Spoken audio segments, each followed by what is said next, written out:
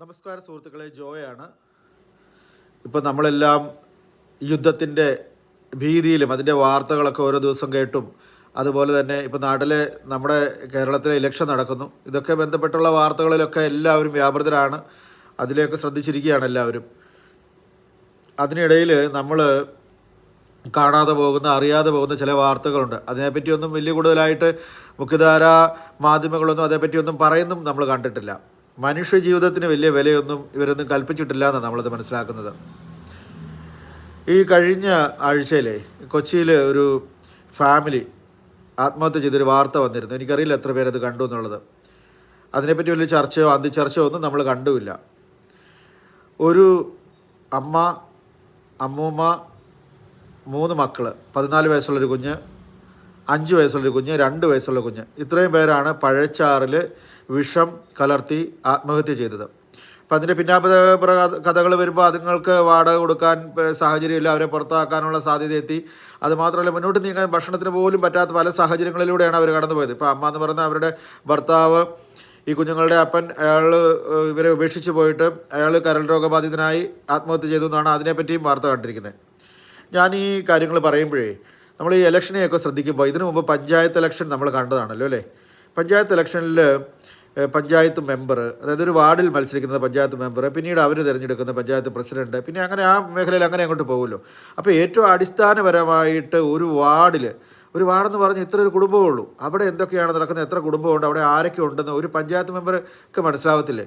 രാഷ്ട്രീയ പാർട്ടികളും രാഷ്ട്രീയ നേതാക്കളും ഇറങ്ങി നടക്കുവാണ് ഞങ്ങളെ ജയിപ്പിച്ചോ എന്ന് പറഞ്ഞ്. അവർക്ക് ഇതിനൊന്നും ഉത്തരവാദിത്വമില്ല, അവരിതൊന്നും കാണുന്നില്ലേ. ഇപ്പോൾ വേറൊരു സ്ഥലത്തു നിന്ന് വന്ന് താമസിച്ചാണെന്ന് പറഞ്ഞാൽ പോലും നമ്മുടെ വാർഡിൽ എന്താ നടക്കുന്നത് ഒരു പഞ്ചായത്ത് മെമ്പർക്ക് ചിന്തിക്കാൻ പറ്റുന്നില്ലെങ്കിൽ, അറിയാൻ പറ്റുന്നില്ലെങ്കിൽ, പിന്നെ ഇവരെയൊക്കെ ജയിപ്പിച്ച് വിട്ടിട്ട് എന്താ കാര്യം നമ്മൾ ആലോചിച്ച് പോവാം. ഞാനിപ്പോൾ ഈ പറഞ്ഞു വന്നതേ, ഈ മരണത്തോടനുബന്ധിച്ച് ഈ മരണം ഒരു പുതുമ പോലെ നമ്മളിപ്പോൾ സംസാരിക്കേണ്ട കാര്യമില്ല. കാരണം ഇതിങ്ങനെ സംഭവിച്ചുകൊണ്ടിരിക്കുക. ഇതിൻ്റെ പേരിലൊന്നും ആരും കൂടുതൽ ചർച്ച ചെയ്യുകയോ ഇങ്ങനെയുള്ള വിഷയങ്ങൾ വരാതിരിക്കാനായിട്ടുള്ള എന്തെങ്കിലും ഒരു മേൽ നടപടി സ്വീകരിക്കുന്നതൊന്നും നമ്മൾ ഇതുവരെ കണ്ടിട്ടില്ല. ഞാൻ അത്ഭുതപ്പെട്ടു പോകുന്നു. ഈ നാട്ടിൽ ഇപ്പോൾ എവിടെ നോക്കിക്കഴിഞ്ഞാൽ ഈ സോഷ്യൽ മീഡിയയിൽ കാണുന്നതാണ്, പൈസ നോട്ട് കെട്ടുമായിട്ട് കുറേ ആളുകൾ അവർ വഴിയിൽ ചലഞ്ച് എന്ന് പറഞ്ഞിറങ്ങി നടപ്പുണ്ട്. അതല്ലാതെ ചാരിറ്റി സേവനങ്ങളൊക്കെ പറഞ്ഞുകൊണ്ട് കുറേ ആളുകൾ നടക്കുന്നുണ്ട്. ഇവരൊന്നും ഇത് അറിയുന്നില്ല എന്നുള്ളതാണ് നമ്മൾ ചിന്തിച്ചു പോകുന്നത്. ഒരുപക്ഷെ ചില മനുഷ്യരൊക്കെ അവരുടെ ആത്മാഭിമാനം, ദുരഭിമാനം എന്നൊക്കെ തോന്നത്തക്ക രീതിയിൽ അവർ മറ്റുള്ളവരോട് അവരുടെ കാര്യങ്ങൾ പറയണമെന്നില്ല. ഈ മരണം നമ്മളെ എത്തിക്കുമ്പോൾ ദൈവമേ, ആ മൂത്ത കൊച്ചെ 14 വയസ്സുള്ള കൊച്ച് ഷർവാണിയൊക്കെ ഇട്ട് അതുങ്ങളോട് വലിയ എവിടെയോ പോകാനുള്ള ഒരുങ്ങാനൊക്കെ പറഞ്ഞ് വളരെ ഒരുക്കി ആ അമ്മയുടെ അമ്മൂമ്മയുടെ ഒരു മാനസികാവസ്ഥ ചിന്തിച്ച് നോക്കിക്കേ. ആ കുഞ്ഞുങ്ങൾക്ക് ജീവിതം മുന്നോട്ടുള്ള ആ കുഞ്ഞുങ്ങൾ, എനിക്കറിയത്തില്ല, അതുങ്ങൾ പിന്നെ ഒന്നും അറിഞ്ഞില്ല. സന്തോഷത്തോടുകൂടി വളരെ ഹാപ്പിയായിട്ട് ചിരിച്ച് കളിച്ച് അതുങ്ങൾ ആ വിഷം കഴിച്ച് മരിച്ചു പോകുന്നു.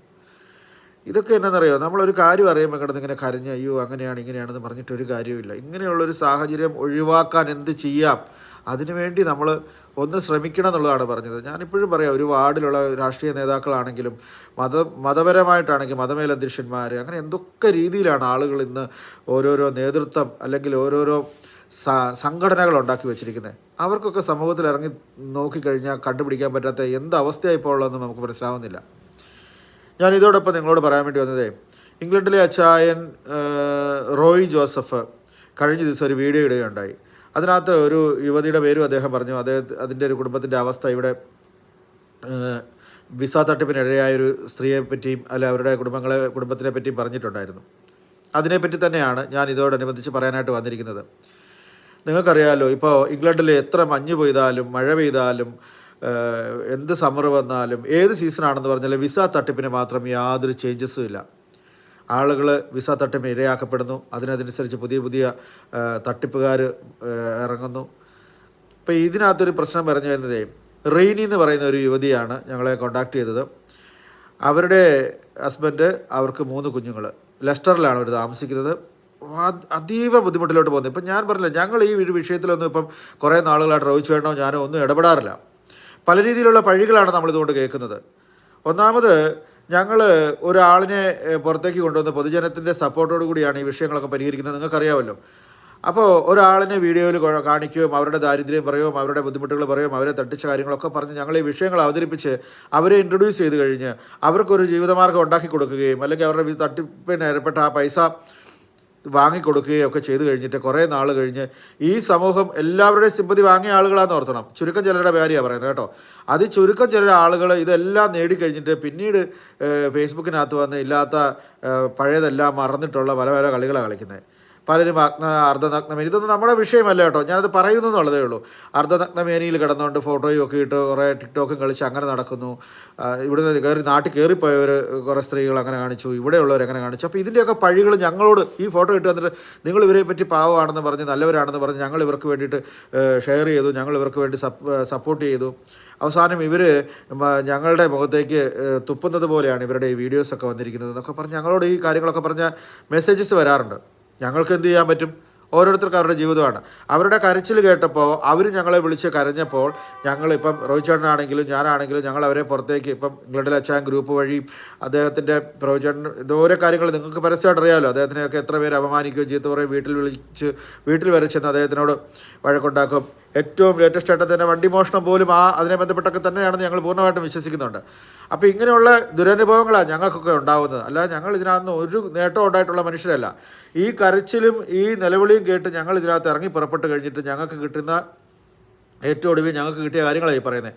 അതിനോടൊപ്പമാണ് വല്ലവരും പോയി ഈ വിസ നേടി കരഞ്ഞ് നിലവിളിച്ച് കാരക്കുവി പൈസ തിരിച്ച് മേടിച്ച് വിസയും കിട്ടി ഇവിടെ ജീവിക്കുന്നവർ വീണ്ടും ഈ സമൂഹത്തിൻ്റെ മുന്നിൽ കരഞ്ഞ് വീഡിയോയിൽ വന്ന മനുഷ്യർ മുഴുവൻ പിന്നീട് മാരടം കാണിച്ചും തുട കാണിച്ചും ഫോട്ടോ ഇട്ടു എന്ന് പറഞ്ഞിട്ട് ഞങ്ങൾക്ക് തന്നെ അതിൻ്റെ വഴി. താനൊക്കെയല്ലേ ഇവരെ എടുത്ത് ഉയർത്തി കാണിച്ച് കണ്ടോ, ഇവരോട് മര്യാദയ്ക്ക് നിൽക്കാൻ പറ, ഞങ്ങളെ അപമാനിക്കുകയാണെന്നൊക്കെ പറഞ്ഞിട്ട് നമ്മൾ എന്ത് മറുപടി പറയും? അങ്ങനെ വന്ന് റോഹിത് ചേട്ടൻ ഞാനൊക്കെ ഇങ്ങനെയുള്ള വിഷയത്തിലൊന്നും ഇനി ഇടപെടുന്നില്ല എന്ന് തീരുമാനിച്ചു. എന്തിനാണ് ഇതിൻ്റെ ആവശ്യം? അതുമാത്രമല്ല, ഇവരൊന്നും നമ്മളെ ഒരിക്കലും സപ്പോർട്ട് ചെയ്യാറില്ല. ഞങ്ങൾ ഇവരോട് പൈസയോ അല്ലെങ്കിൽ മറ്റുള്ള ഒരു കാര്യങ്ങളും ചോദിക്കാറില്ല. നമുക്ക് ആവശ്യം പുതിയൊരാൾ ഇതുപോലെ തന്നെ വീണ്ടും ഏതെങ്കിലും പ്രശ്നത്തിൽപ്പെട്ട വിസ തട്ടിപ്പിൽപ്പെട്ട ഏതെങ്കിലും ഒരു ആൾക്കാർ വരുമ്പം ഒന്ന് ഷെയർ ചെയ്യാനോ ഒന്ന് ലൈക്ക് ചെയ്യാനോ ഒന്ന് സപ്പോർട്ട് ചെയ്യാനോ ഇവരാരും തയ്യാറാകാറുമില്ല. ഇവരാരും നമ്മളെ കോൺടാക്ട് ചെയ്യാറുമില്ല. അപ്പോൾ ഇങ്ങനെയൊക്കെ വന്നതുകൊണ്ട് നമ്മൾ ഈ ഒരു വിഷയത്തിനൊന്നും ഇനി ഇടപെടുന്നില്ല എന്ന് തീരുമാനിച്ചിരിക്കുകയായിരുന്നു. റോഹിത് ചേട്ടൻ ഒട്ടും പറ്റത്തില്ല എന്ന് ഇപ്പം ഞാനൊക്കെ പല കാര്യങ്ങളും പറയുമ്പോൾ വേണ്ട നമുക്കെതിരെ ഇതിനകത്തൊക്കെ വിഷയങ്ങൾ ചീത്തവിളിയും ബഹളങ്ങളുടെ ഇടയിൽ അത് വേണ്ടെന്ന് പറഞ്ഞാൽ ഞങ്ങളിത് ഒഴിവാക്കി നിർത്തിയിരിക്കുകയാണ്. ഇപ്പോൾ ഈ കഴിഞ്ഞ ദിവസമേ ഇത്തിരി നീണ്ടു പോകുന്നു കേട്ടോ, വിശദമായിട്ട് കാര്യങ്ങൾ പറയുന്നതുകൊണ്ടാണ്. ഈ കഴിഞ്ഞ ദിവസം നാട്ടിൽ നിന്ന് എൻ്റെ അടുത്ത സുഹൃത്തുക്കളും കുറേ ആളുകളൊക്കെ എൻ്റെ നാട്ടിൽ നിന്ന് തന്നെ വിളിച്ചിട്ട് പറഞ്ഞു, ഞങ്ങൾ ഇത്രയും കാര്യങ്ങൾ ചെയ്യുന്നതല്ലേ. ലെസ്റ്ററിലൊരു കുടുംബം ആത്മഹത്യയുടെ വക്കിൽ നിൽക്കുന്നു 3 കുഞ്ഞുങ്ങളുമായിട്ട്. അവർ ആ നാട്ടിലുള്ള ആളുകൾ ലെസ്റ്ററിലെ നല്ലവരായ മനുഷ്യരുടെ കോൺട്രിബ്യൂഷനിലാണ് ജീവിക്കുന്നത്. അവർ വലിയ തട്ടിപ്പിനേർപ്പെട്ടു. 18 ലക്ഷം രൂപയോളം അവരുടെ നഷ്ടപ്പെട്ടു. 15 ലക്ഷം രൂപ കൊടുത്ത് ഇവിടെ വന്നവരാണ്. 3 വർഷം ഇവിടെ വർക്ക് പെർമിറ്റ് ജോലി ചെയ്തുകൊണ്ട് ഇതിൻ്റെ ലാസ്റ്റ് 3 വർഷം കഴിഞ്ഞപ്പോൾ ആ വർക്ക് പെർമിറ്റ് റിന്യൂ ചെയ്ത് കൊടുക്കുകയെന്ന് അവരുടെ ഹോം പറഞ്ഞു. ആ സമയത്ത് അവരെല്ലാവരും കൂടി നാട്ടുകാരെല്ലാം കൂടി ഷെയർ ചെയ്തു. എങ്ങനെയൊക്കെ പൈസയൊക്കെ അവർ ഇവിടുന്ന് കടം മേടിച്ച് നാട്ടുകാരോടൊക്കെ മേടിച്ച് ഒരു സ്ത്രീക്ക് കൊടുക്കുന്നു. ലണ്ടനിലൊരു സ്ത്രീ, അവളുടെ പേര് ഇപ്പോഴും നമ്മൾ പറയുന്നില്ല. അവളുടെ പേരടക്കം വിശദമായിട്ടുള്ള വിവരങ്ങൾ നമ്മൾ ഉടനെ തന്നെ പറയും. കാരണം അവൾ ഈ കാര്യങ്ങൾ സെറ്റിൽ ചെയ്യുവാണെങ്കിൽ ഒരാളെ നമുക്ക് പരസ്യമായിട്ട് അപമാനിക്കണ്ടല്ലോ. ലണ്ടനിലുള്ള പ്രവചിച്ചോട്ടെ പറഞ്ഞാൽ പിള്ള എന്ന നാമകരണം, ഇപ്പോൾ പിള്ളമാരെല്ലാം കൂടെ നമ്മളോടൊന്നും പറയണ്ട, ഓരോ വിഭാഗത്തിനെയും അപമാനിക്കാനായിട്ട് ഓരോ ആൾക്കാരുണ്ടല്ലോ. അപ്പോൾ ഈ സ്ത്രീക്ക് 18 ലക്ഷം രൂപ കൊടുത്തു. അവളിപ്പം ഗുണ്ടായുസമാണ്. ഇതൊക്കെ വന്നിട്ട് ഞാൻ പറഞ്ഞില്ല, ഈ ചെറുപ്പക്കാർ ഇവരൊക്കെ ഇതിൽ രസമെന്നല്ല, ഇതിനകത്ത് സങ്കടം എന്താണെന്ന് വെച്ചാൽ ഞാൻ ഈ ഫാമിലിയെ കോൺടാക്ട് ചെയ്ത് സംസാരിച്ചിരുന്നു. റോഹിത് ചേട്ടന് ഞങ്ങൾക്കിത് പറ്റത്തില്ലെന്ന് പറഞ്ഞ് ഞങ്ങൾ ഇവരെ വിളിച്ചപ്പോഴേക്കും ഭയങ്കര ഞങ്ങളുടെ ഹൃദയം തകർന്ന കാഴ്ചയാണ്. കാരണം അവരെന്ത് പാവം മനുഷ്യരാണ്, ഒരു കഴിവുമില്ലാത്ത പാവപ്പെട്ട മനുഷ്യർ 3 കുഞ്ഞുങ്ങളുമായിട്ട് എന്ത് ചെയ്യണമെന്നറിയില്ല, നിസ്സഹായരായിട്ട് ഞങ്ങളെ ഒന്ന് രക്ഷിക്കുമോ എന്ന് ചോദിക്കുന്ന ഒരാൾക്കാർ. നമ്മൾ എന്ത് ചെയ്യും? നേരത്തെ പറഞ്ഞ വാർത്ത പോലെ ഏറ്റവും ഒടുവിൽ വാർത്ത വരുമ്പോൾ സിമ്പതി പറഞ്ഞിട്ട് കാര്യമുണ്ടോ? അപ്പം ഞാൻ റോഹിത് നമ്മൾ എന്താ ചെയ്യുക? അദ്ദേഹത്തിന് ഭയങ്കര വിഷമമായിപ്പോയി. റോഹിത് ചേട്ടനും അത് ഇവിടെ പെട്ടെന്ന് തന്നെ പുള്ളിക്കാരനും ഈ പറ്റിയല്ലെന്ന് പറഞ്ഞ കാര്യങ്ങളൊക്കെ മാറ്റി വെച്ചിട്ട് ഉടനെ തന്നെ ഇറങ്ങി പുറപ്പെട്ടു. അവരെ വിളിച്ചു. ഇവള് ഫോൺ എടുക്കുന്നില്ല. ചേട്ടാ ഞാൻ ഡ്യൂട്ടിയിലാണ്, ഞാൻ ബിസിയാണ്, ഞാൻ അങ്ങോട്ട് തിരിച്ച് വിളിച്ചോളാം എന്നൊക്കെ പറഞ്ഞ് ഇവള് മെസ്സേജ് അയച്ചല്ലാതെ തിരിച്ചൊന്നും പറഞ്ഞില്ല. ഇവള് പല അക്കൗണ്ട് വഴി ഈ പാവപ്പെട്ട മനുഷ്യർ ഒന്ന് ഓർത്ത് നോക്കണേ, ഒന്നുമില്ലാത്ത അതിദാരിദ്ര്യം പിടിച്ച മനുഷ്യരോടാണ് ഈ പണം മേടിച്ചിട്ട് ഇവളൊക്കെ ഇങ്ങനെ സുഖോൽപ്പന്നയായിട്ട് ജീവിക്കുന്നത്. ഇവരോട് മാത്രമല്ല പലരോടും മേടിച്ചു. ഇപ്പോൾ ലെസ്റ്ററിലുള്ള ചർച്ച് വഴിയും അതുപോലുള്ള നന്മയുള്ള മനുഷ്യരുടെ സഹായം കൊണ്ടൊക്കെയാണ് ആ കുടുംബം ജീവിച്ചു പോകുന്നത്. ഒന്ന് ഓർത്ത് നോക്കി, ഒരു കുടുംബത്തിനെ ആത്മഹത്യയുടെ വക്കിലിട്ടിട്ട് അവരത് പറയുകയും ചെയ്തു. നാട്ടിലൊക്കെ വിളിച്ചിങ്ങനെ പറഞ്ഞു ഞങ്ങൾ ആത്മഹത്യയുടെ വക്കിലാന്ന് പറഞ്ഞു. അതിൻ്റെ പേരിലാണ് ഞങ്ങളെയൊക്കെ ഇവർ വിളിച്ച് പറയുന്നത്. ഒന്ന് ഓർത്ത് നോക്കിയേ, ഈ പെണ്ണുപിള്ള നാണമില്ലാതെ ഈ പൈസ മേടിച്ചിട്ട് എടാ എന്തൊരു കഷ്ടമാണെന്ന് ഓർത്തിക്കുക. കഷ്ടപ്പെട്ട് ജീവിക്കുന്ന മനുഷ്യരുടെ ഇതിൽ നിന്ന് പൈസ വാരിയിട്ട് ടൂറും കളിച്ച് സുഖിച്ച് സുഖസുഖമായിട്ട് പിന്നെ ഓരോരോ ന്യായങ്ങൾ പറയാം. ഈ ബ്ലേഡുകാർ പറയുന്ന ഒരു കാര്യമുണ്ട്, നിങ്ങൾ ശ്രദ്ധിച്ചിട്ടുണ്ടോ? ബ്ലേഡുകാരോട് നമ്മൾ പൈസ മേടിക്കാൻ ചെന്ന് കഴിഞ്ഞാൽ ബ്ലേഡുകാരൻ്റെ അവൻ്റെ പൈസയാണ്, അവൻ പക്ഷേ വേറൊരാളിനെ പറയും. അത് അവൻ്റെ ഒരു കെയർ ഓഫ് വർത്താനമാണ്. ഇപ്പം ഞാനൊരു ബ്ലേഡുകാരനാണെങ്കിൽ ഞാൻ നിങ്ങൾക്ക് 5 ലക്ഷം രൂപ പലിശയ്ക്ക് നിങ്ങൾ എൻ്റെ അടുത്ത് ചോദിക്കാൻ വന്നിട്ടുണ്ടെങ്കിൽ ഞാൻ നിങ്ങളോട് പറയാം, നാളെ 2 ദിവസം കഴിയട്ടെ, ഞാൻ അവരോട് വാങ്ങിത്തരാം. അത് എന്തിനാണെന്നറിയുമോ? അവരെന്ന് പറഞ്ഞാൽ ആരുമില്ല, ഞാൻ തന്നെയാണ് അതിൻ്റെ ആൾ, എൻ്റെ പൈസയാണ്. പക്ഷേ നാളെ നിങ്ങളോട് ഇത് പ്രഷർ ചെയ്യുന്നത് എങ്ങനെയാണെന്നറിയോ? പലിശയുടെ കാര്യം പറഞ്ഞ് പൈസ, എടാ അവരെന്നെ ബുദ്ധിമുട്ടിക്കുന്നു, നീ പൈസ തരണം, അവർക്ക് പലിശ കൊടുക്കണ്ടേ, ഇങ്ങനെ പലിശക്കാർ പറഞ്ഞ് ഞാൻ കേട്ടിട്ടുണ്ട്. അവർക്ക് പൈസ കൊടുക്കണ്ടേ, അവരെന്നെ വണ്ടി കൊണ്ട് വീട്ടിൽ വന്നായിരുന്നു, എന്നെ സമാധാനം തരുന്നില്ല, നീ പൈസ കൊടുക്കുക, ഇങ്ങനെയൊക്കെ പറഞ്ഞാൽ അവർ വഴി തന്നെന്നുള്ള രീതി, ഇത് ഞാൻ ചെയ്യുന്ന കാര്യമാണെന്നേ എന്ന് പറഞ്ഞ പോലെ ഈ പിള്ളമാരെല്ലാം കൂടെ വഴക്കുണ്ടാക്കാൻ വരല്ലേ. ഇവള് തമിഴ്നാട്ടിൽ ഏതാണ്ടൊരു മനുഷ്യൻ്റെ പേര്, ഒരു മുസ്ലിം നാമധാരി, വെറുതെ ഞാൻ പറഞ്ഞില്ല ആ സമുദായത്തിനെയൊക്കെ പേര് കളയാനായിട്ട്, പൊന്നുപോലത്തെ മനുഷ്യരുള്ളൊരു സമുദായം, മുസ്ലിം സമുദായം.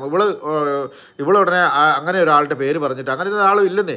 ഇവരോട് പൈസ വാങ്ങിയതും ഈ പണം പല അക്കൗണ്ടിലേക്ക് ഇടിയിച്ചത് അടക്കമുള്ള എല്ലാം ഇവളാണ്. എന്നിട്ട് ഇവള് ഏറ്റവും ഒടുവിൽ വിസ ഇല്ലാതായപ്പോൾ ഇവരോട് പറയാം, അയാൾ എന്നെ പറ്റിച്ചു, ഞാനൊരു കമ്മീഷൻ ഏതയാൾ, അങ്ങനെ ഒരാളുമില്ല, ഒന്നുമില്ല, ഇവളാണ് പൈസ കൊടുക്കേണ്ടവൾ. ഇവൾ പലരുടെ അടുത്ത് നിന്ന് പൈസ വാങ്ങിയിട്ടുണ്ട്. അപ്പോൾ ഇവളെ റോഹിച്ചേട്ടൻ കോൺടാക്ട് ചെയ്യുന്നു, മറ്റു പലരും കോൺടാക്ട് ചെയ്തു, ഞാൻ കോൺടാക്ട് ചെയ്തു, ഇവൾ ഫോണൊന്നും എടുക്കുന്നില്ല, ഞാൻ ഭയങ്കര ബിസിയാണ്, ഞാൻ കോൺടാക്ട് ചെയ്തിരുന്നത്. UK പോലുള്ള ഈ നാട്ടിൽ നിന്നിട്ട് ഇതുപോലുള്ള ഇപ്പോൾ ഇത്രയും നിയമമുള്ളൊരു നാട്ടിൽ നിന്നിട്ട് ഇത്രയും ധൈര്യത്തിൽ ഇങ്ങനത്തെ വൃത്തികേടുകൾ കാണിക്കുമ്പോൾ ഞാൻ പറയുന്ന മറ്റുള്ളവരെ ദുരിതപ്പെടുത്തിയിട്ടാണോ ഈ കാണിക്കേണ്ടത്?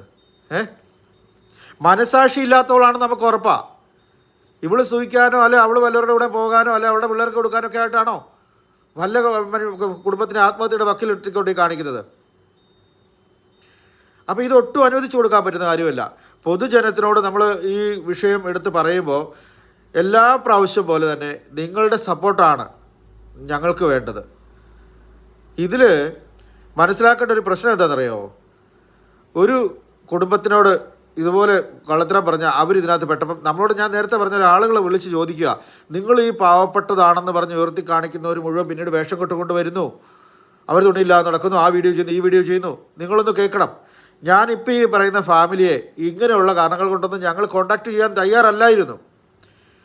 പക്ഷേ അത് നമുക്ക് നിങ്ങൾ ആ പെൺകുട്ടി അല്ലെങ്കിൽ ആ യുവതി ഒരു വീഡിയോ അയച്ചു തന്നു, അവർ സംസാരിക്കുന്നത് ജനത്തിനെ കേൾപ്പിക്കുമെന്ന് പറഞ്ഞ്. ഞങ്ങളതും വേണ്ട, ജനത്തിനോട് ഇപ്പോൾ അതൊന്നും പറയണ്ട. കാരണം എല്ലാവർക്കും അവരുടേതായ ഒരു ജീവിതമുണ്ടല്ലോ, അവരുടെ ഗതികേട് കൊണ്ടാണ് അവരിത് പറയുന്നത്. ഈ മഹാസുന്ദരി ഇവിടെ ലണ്ടനിലുള്ളവൾ, അവളുടെ ഫേസ്ബുക്കിലെ ഫോട്ടോയും കാര്യങ്ങളൊക്കെ കാണണം. ഇതിപ്പോൾ ഇത്രയും ഗതികെട്ട മനുഷ്യരോട് വന്നിട്ട് ഞാൻ മരണത്തിൻ്റെ വക്കിലാണ്, ഞാനും എൻ്റെ മക്കളും മരണത്തിൻ്റെ വക്കിലാണെന്ന് പറയുന്ന ഒരു കുടുംബത്തിൻ്റെ പണം തട്ടിയെടുത്തിട്ട് വളരെ സുഖത്തിൽ കഴിയുന്ന ഇവള് UK നിയമങ്ങളെ കാറ്റിൽ പറത്തിക്കൊണ്ട് ഇപ്പോൾ ഈ ദിവസങ്ങളിലൊക്കെ നമ്മൾ കാണുന്നുണ്ട്, നാട്ടിൽ അറസ്റ്റ് നടക്കുന്നു, എത്രയെത്ര വിഷയങ്ങൾ നമ്മളൊക്കെ കണ്ടുകൊണ്ടിരിപ്പുണ്ട്. ഈ പ്രശ്നങ്ങളെ ഉയർത്തിക്കൊണ്ട് വന്ന് ഈ പണം സെറ്റിലാക്കാനായിട്ട് എല്ലാ രീതിയിലുള്ള നിയമവശങ്ങളിലൂടെ ഞങ്ങൾ ആദ്യം പോകുന്നു. ഇവൾ പൈസ വേറൊരു ഫാമിലിയുടെ കയ്യിൽ നിന്ന് ഡയറക്റ്റ് ട്രാൻസ്ഫർ ചെയ്ത് പൈസ വാങ്ങിയതിൻ്റെ ഡീറ്റെയിൽസ് ഞങ്ങളുടെ കയ്യിലുണ്ട്. അപ്പോൾ ഈ വിഷയങ്ങളെല്ലാം ബന്ധപ്പെടുത്തി അത് പൊതുജനത്തിൻ്റെ മുന്നിൽ ഞങ്ങളത് ബോധിപ്പിക്കും. നിയമപരമായിട്ട് ഈ കാര്യങ്ങളെ ഞങ്ങളത് നേരിടും. ഈ ഫാമിലിക്ക് വേണ്ടി ഞങ്ങൾ തീർച്ചയായിട്ടും ഇറങ്ങി പുറപ്പെട്ടിരിക്കുകയാണ്. ഈ വിഷയത്തിനെ ഞങ്ങളോടൊപ്പം നല്ലവരായ UK നാട്ടിലുള്ള എല്ലാ മനുഷ്യരും ഞങ്ങളോടൊപ്പം സഹകരിച്ച് ഈ വിസ തട്ടിപ്പുകാരി, ഈ ഫ്രോഡ് സ്ത്രീയെ പുറത്തു കൊണ്ടുവന്ന് നിയമത്തിന് ഏൽപ്പിച്ചു കൊടുത്ത് തക്കതായ ശിക്ഷ വാങ്ങിക്കൊടുക്കത്തക്ക രീതിയിലുള്ള എല്ലാ പ്രവർത്തനങ്ങളും നിങ്ങളോടെല്ലാവരോടും ഞങ്ങൾ റിക്വസ്റ്റ് ചെയ്യുകയാണ്.